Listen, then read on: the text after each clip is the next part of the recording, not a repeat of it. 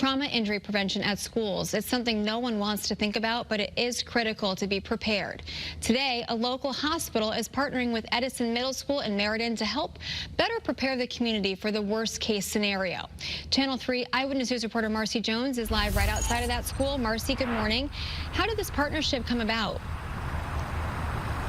Good morning. Well, the program was created really to better equip people with the proper preparedness to get involved if something horrific happens at a school. And as we reflect almost 11 years ago when that horrific shooting happened at Sandy Hook Elementary, they want to make sure that people know what to do in case of an emergency. Now, 60 administrators as well as teachers will learn life-saving techniques today from experts at the Hospital of Central Connecticut's Trauma Injury Prevention Program to learn how to control bleeding. The lessons will include how to properly fasten a tourniquet and other life-saving techniques. The program is recommended by the American College of Surgeons and is becoming more popular at schools around the country. Back out here live, teachers and administrators will get this life-saving lesson starting at 2 p.m. today.